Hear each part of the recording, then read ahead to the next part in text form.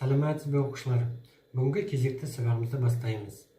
Осының алдындағы сабақтардағы тақырыптарды өткен сияқты тоғызқұмалақтың ережесі, ат сұрау ережесі, тұздық алу ережесін біз алдында өттік. Енді бүгінгі сабағымыздың тақырыбы тұздықтарға орналасқан орындарына байланысты біз қалай ойнаймыз. Сосын тұздықтың салыстырмалы күштері. Енді тақтаға келейік. Бұл жерде мынандай позиция. Тұздықты жаңа біз осының алдындағы сабақтарда айттық. Тұздықты әртүрлі әр жерден алуға болады.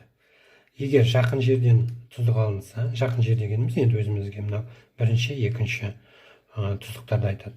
Бірінші тұздыққа қалай ойнайды? Бірінші отаудағы оған ақырынан былай сала береді. Не десеңіздер, ол тұздық жақын. Мына сала береміз. Жақын тұздық деп есептеледі.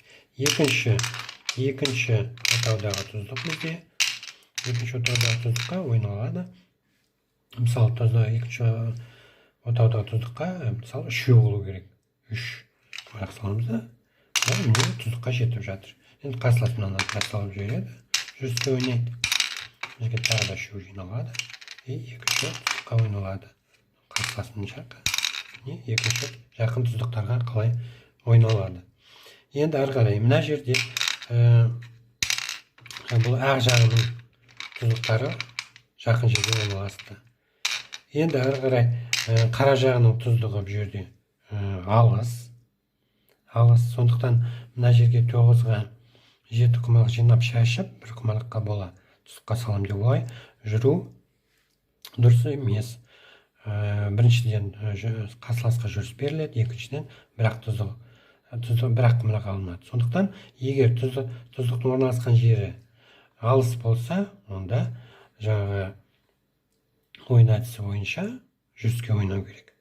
Жүрісті құмалақ жинау керек деген сияқты мәселе. Егер тұздық жерде 6-шы отауда алыс, сондықтан біз мынау соңғы 9-шы отауға ақындап жүріске ойнаймыз. Жүріске ойнап 9-шы отауға ақындап құмалақтар жинау. Сондай әдіспен ойналады. Міне. Әдіспен жинап жүріске ойналатын. Ал егер тұздық жаңағыда алдында айттық, жақын болса, онда әр тұздықтың өзінің әдісі бар, әр тұздыққа ойнау. Егер тұздықтар жақын болып жатса, мына жерде мысалы тұздыққа 1-2-де тұздыққа саламыз, бүкіл құмалақтарымызды салуға тырысамыз. Егер тұздығымыз алыс болып жатса, енді мына жерде мынау қара жағынан да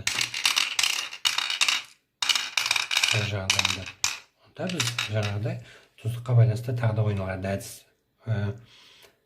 өзгереді бұл жақта қара жағында. Ол жаңағыдай ойы бойынша жүріске ойнайды да 9-шы отауға ақындап жинап сондай әдіспен ойнайды. Егер тұздықтар алыс тұздықтар енді мынау 3-4-тен басталады. 3, 4, 5, 6, 7, 8-ші отаулар алыс тұздық болып саналады. Ал жақын тұздықтар орналасқаны ол 1 мен 2-ші тұздықтар. Бұлар енді жақын, бұларға салып ойнауға болады. Енді осындай ойынның әдіс тәсілдері бар. Енді ол әр ойыншы өзіне ойнау деңгейіне байланысты қалай ойнай алады. Енді негізгі түбі мақсат осындай әдіс болып саналады. Енді балалар, бүгінгі сабағымызда біз тақырып бойынша үйрендік 9 тұздықтардың орналасуы, салыстырмалы күші жаңа тұздықтардың, қалай ойнау керек егер тұздықтар жақын орналасса, егер тұздықтар алыс орналасса, оларға қалай ойнау керек. Осыны бүгін ашуға тырыстық. Келесі сабақтарда осы тақырыптарды ақырындап жалғастырамыз. Енді бүгінгі сабағымыз аяқталды. Келесі сабаққа дейін қош сау болыңыз.